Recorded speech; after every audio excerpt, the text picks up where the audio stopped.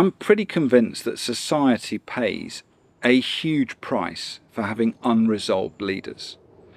In other videos, you'll hear me talk about when people's basic needs aren't met, the only person they're really capable of taking care of is themselves.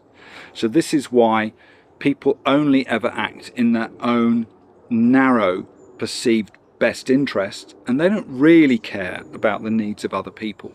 If I think about my own experience in industry, in fact, I'll give you an example. A well-known young entrepreneur, high-profile guy, I think he's worth about 100 million, was waxing lyrically about his wonderful PA, who'd been with him from the beginning.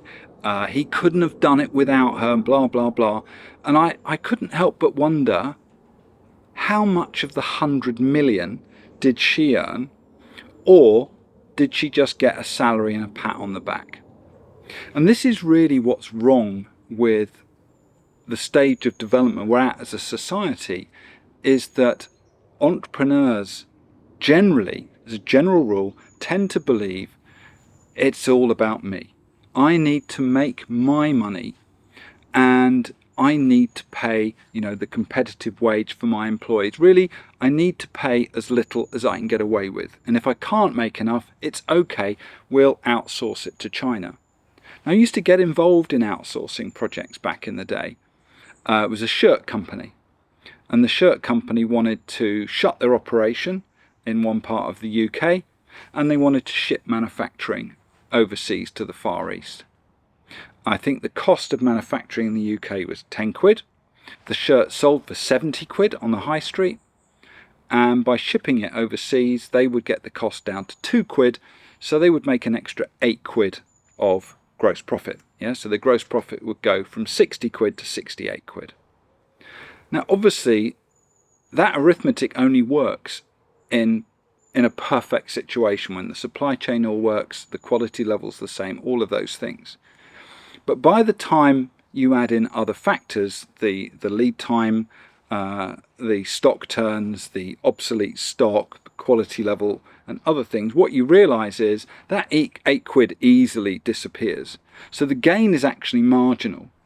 And what that company would have been much better off doing is developing its quality, its delivery and its cost here in the UK, where it was based, with the workforce that it had, and it would have sustained its quality and delivery and its reputation much more readily than it did. Think of another one close to home. People used to love hunter wellies, and out in the woods walking the dog, you realise no one wears hunter wellies anymore. Why is that? Quote, we ship the manufacturing out to China, they could do it cheaper, the quality isn't the same, they think they'll make more money, but actually it's an illusion because no one likes the product anymore, and before you know where you are, no one's wearing hunter wellies anymore, they're using something different. The ones that I and my wife wear actually are made in France, and they cost a lot of money, but they're really good quality and they last, so that's what we wear, right? So if we want to evolve, if we want to become resolved and create a difference, the first thing we have to do is release that lack.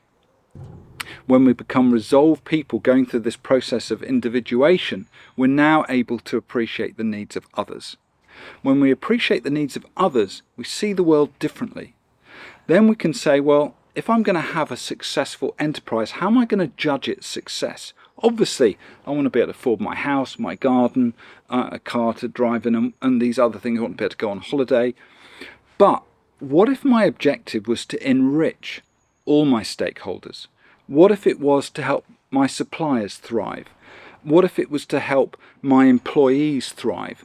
What if it was to help my community thrive? And that was really how I was judged, rather than just how big is my own personal bank account. Because beyond a certain number, what am I going to do with it anyway? And I think that is what we need in society. And then when we leave the fear behind, we become resolved people, then it's not about me, it's about we. And that's really the big change that we need to evolve to the we level. Both for society as a whole, for the environment in which we live, for just about everything. This evolutionary step is something that we desperately need. And this is why really so many of us despair at all of our political parties. I don't think any of them really are looking forward to a different and more developed future. Certainly the lot we currently have, all we seem to have is failure and mediocrity. And if the other mob get in, chances are all the activists want to do is tax the rich and give it to the poor, the old Robin Hood strategy. And we know what happens then. You chase investment out of the country at a rate of knots, and we need investment to fund jobs. So neither of these two main political groupings has the answer, and I don't see anybody in the wings that's got the answers either. So if you think about what we need, think about how you can enrich others. That's really the way forward, to create the abundance that we need, and we lift ourselves out of what's perceived to be a mess right now. Not so long ago I was talking to a young person, recent graduate, and this young lad was telling me about the problems, the housing problem that seems to befall all young people. And I thought back to when I graduated, which was 1984, interesting year. And I remember my first salary as an engineering graduate was £7,500 a year. And my house that I bought in Salford, Earlhams of the Height, for those of you who might be interested, 47 Park Lane, was something like £21,000 and something. So if you said salary of 7, house at 21, you've got a 3 times multiple. And I asked this young man what his salary was. Well, funnily enough, his salary was 21,000 and something, and he had a company car because his job involved a lot of travel. So now we know that his salary in the intervening 30 years has gone up by 3 times. So then we went back to Rightmove and we looked at this area in Earlhams of the Height in Salford, and we saw that the property was probably worth 300,000. So from roughly 20,000 to 300,000, that's 15 times, when the salary has only gone up 3. So that's a factor of 5 more expensive. But market demand hasn't gone up by a factor of 5. The technology involved in building a house hasn't changed by a factor of 5. And so it's a really interesting problem to look at from a young person's perspective. How on earth do I put a roof over my head when it now costs in proportion 5 times what it used to? Now, if I was back in that position where that meant my house back then would have cost me 5 times 20, so £100,000, I just wouldn't have been able to buy a house. It's really simple. And I probably wouldn't have been able to have afforded to rent one either.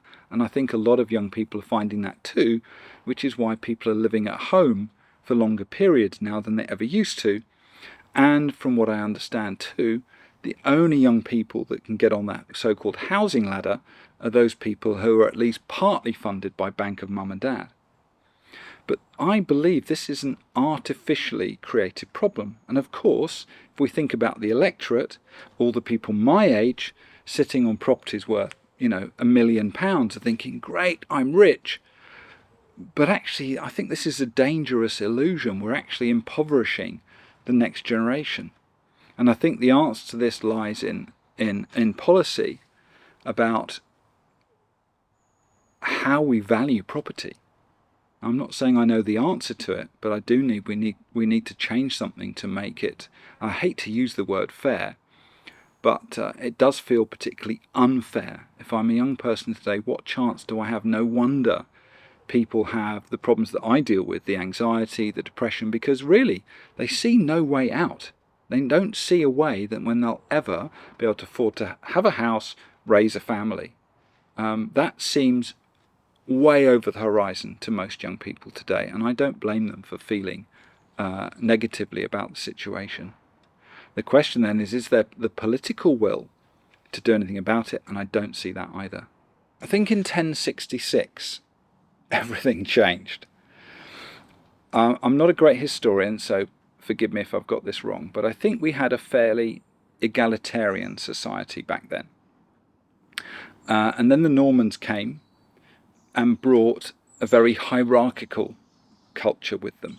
In fact, if I look at my own surname, in Old French, that's cotier, and that is the root of the word for cottage, small house. And in Norman society, that meant I was allowed to live in a small house with no land. That was the stratification, the layer of society into which people like me belonged. So I wasn't a serf, but I didn't have land either. I was a cotier, I had a small house, no land. That was the layer that I was in.